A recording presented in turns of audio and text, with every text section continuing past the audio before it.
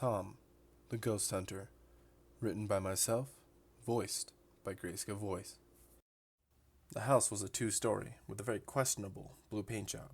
Even in its prime, and not weathered away for years, Tom thought this color could not have looked good.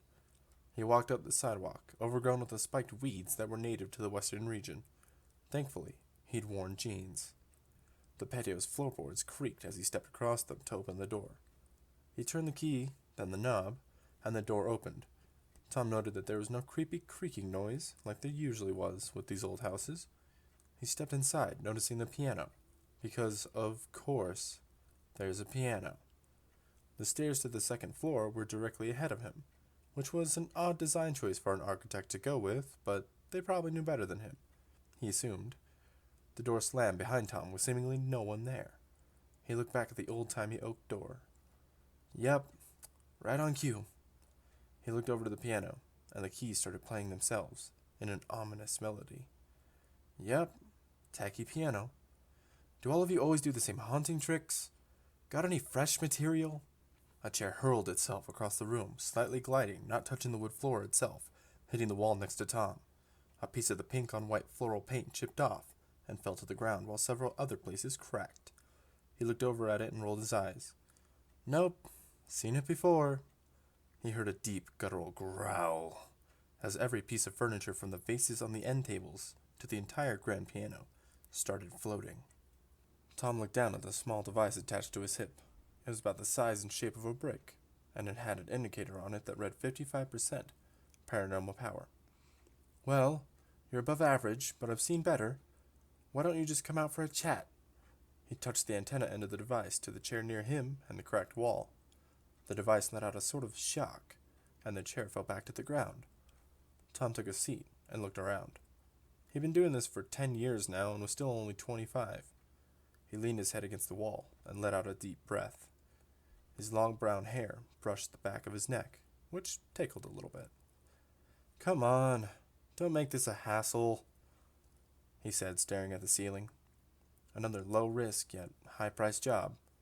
At least he'd cornered the market in ghost removal, but damn, he didn't think it would get so boring after so many jobs. He sighed, standing. Fine, I'll come up there and get you then. He checked through his equipment. 10 years ago, he would have brought every little device to fulfill any obscure niche he could possibly think of, but now he only had his paranormal deactivator and his capture device. The deactivator's interface read 50% paranormal power. Did it tire itself out? He walked over to the old wooden stairs ahead of him that led to the second floor. Standing at the bottom, he stared up at the second story, with its open balcony-like hall that overlooked the staircase. You okay up there? Did you use too much energy to put that show on? He heard a growl somewhere behind him, but didn't bother turning around. The deactivator read 45% paranormal power. He started up the stairs, instinctually reaching for a guardrail that wasn't there. It rotted and fallen over, leaning against the second set of stairs that wrapped around to finally lead you to the second floor. He stopped to look around. You did a lot of stopping and checking when working with things you couldn't see and still had to track down. There was a little sort of hallway, sort of balcony, you could walk on that circled the stairs. On the opposite side of the staircase was 2 doors, probably bedrooms, and in front of him was a hallway. 3 doors on the right, 2 on the left. At the other end was a familiar string that would pull down a collapsible set of stairs to an attic. Now, I looked the place up, and if you are Mr. Sullivan, you will have died in the master bedroom. Of course. He turned toward the far door on the left and opened it. The room smelled like old dust, and the room was still fully furnished inside.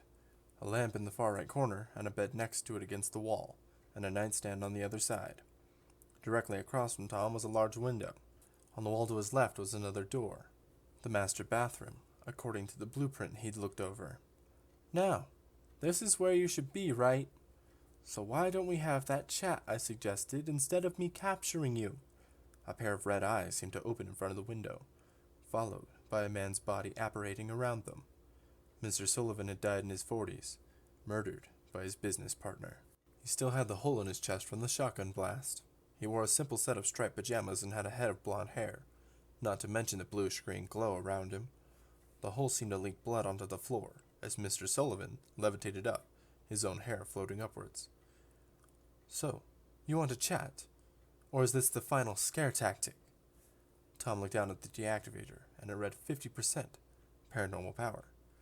Mortal, Mr. Sullivan started. You should not be encroaching on my death place. I will curse you. I will impede your dreams. I will break your mind. Tom looked the ghost up and down. You use a few more uncommon words than the other spirits, but I know your threats are hollow. You're tied to this place, Mr. Sullivan. You leave it here to haunt me, and it goes back to normal, and you slowly lose power until finally you fade away. So how about we chat? The spirit stared straight through Tom, but reluctantly lowered itself so it seemed to be standing on the ground. Mortal, you know much. Let us converse, if that is all you've come for. Good. That's not all I came for, but it is a good first step. Mr. Sullivan, a nice lady by the name of Sherry has bought this place and needs you to move on, so she can live here. This cannot be done. This is the place of my death, my place of ultimate betrayal. To leave it would be to forgive, and I will not forgive. Oh, come on. Don't be so dramatic. You died almost 100 years ago. You've just been sitting here sulking when you could have been enjoying your afterlife. Doesn't sitting here just mean that your murderer wins? The spirit looked taken aback. Have I been here for that long? A lifetime? He stared at the floor beneath his feet. I've wasted so much time. I wonder if Margaret has been waiting for me. He looked up at Tom. Yes, I'll move on. But I will not forgive the grievance done to me. With that, the spirit faded away into nothing. Well, that was easier than usual. Not usually done before sundown. He checked the deactivator, and it read 5% paranormal power. That was normal. There were always some kinds of small spirits around. Mice, ants, cockroaches. Everything has a spirit, but Tom couldn't capture them, or get them to move on, and they did no harm, so what was the point in bothering? He turned around and walked out the door, back into the hallway. It's really not too bad of a house, even with the odd paint and design. I wouldn't mind it. He walked down the stairs, to the front door. Just to be sure of everything, he checked his deactivator one more time. 100% paranormal power. His skin went white, and he was chilled to the core. Nothing had ever spiked his device this high. He dealt with Mr. Sullivan. What could have so much power, and could have hidden it this long? He slowly looked above him where he knew the entrance to the attic would be on the second floor. Nothing but the wooden floors of the upper level. He ran out the door to his van, ignoring a dog trying its hardest to break through the neighbor's fence to get to him. He slammed the sliding door to the van open and grabbed his full white supernatural suit, designed for catching the more powerful of spirits. He slid the rubber suit over him and sighed in relief, feeling some safety in the suit. Then grabbed his dispatcher of the dead, a weapon he created to combat things he couldn't capture, by either driving them off or weakening them enough to be then captured. It was a thin rod with a larger rectangular battery that took up the top half length and ended with two cylindrical prongs to conduct electricity between them. The opposing end had a large gun-like handle, so it wouldn't be too unwieldy. He turned back toward the house, taking in a deep breath, and walked forward. Tom slid the front door open silently. Next to him was a chair, with pieces of drywall and paint cluttering the floor. Across the room was a piano against the wall, still containing sheet music. Beneath his feet, an old brown rug, lined with two entrance end tables, both having a floral vase on top, containing some kind of dead flowers. To his right, an opening into some kind of den. He could only make out a large relaxation chair from here. To his left, a dining room table, still set with plates and cutlery, a white doily on top of a solid oak wood table. He looked forward at the set of stairs. The guardrail had fallen over on the right side, and it seemed some of the stairboards were loose. They'd creak, giving away the fact that he was here. But something this powerful might be able to sense him somehow, for all he knew. He began up the stairs, taking note that his breath fogged up the visor of his suit. He'd have to add some kind of vents to the next one. He stepped as softly as he could, but like he'd thought, the stairs creaked underneath him. He'd stepped out on the second floor. 3 doors to the right, a small bedroom, a bathroom, another bedroom. 2 doors to his left. The first would be the master bedroom, a master bath, and a large walk-in closet, both inside. The other door on his left would be a supply closet. Behind him 2 doors, An old nursery and an old bedroom. The wooden floor seemed to rot the farther it got from the stairs, and the closer it got to the attic, which was dead ahead of him.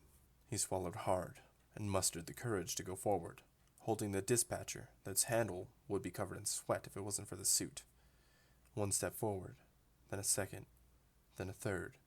He could almost feel the pressure of whatever was up there digging into his shoulders and back. 7 steps. 8. His breathing quickened, and he tried to get it under control as not to obscure his own vision. 12. 13. He could almost hear his heart throb in his chest with anticipation. 21. 22. The adrenaline pulsed in him, and he could feel how focused and intent he was. 38. 39. He reached a string he'd need to pull to bring down the stairs. He stopped and stared for what seemed like an eternity, too afraid to grab it, but knowing he had to. His hand shook as he reached up. He grabbed the string and pulled.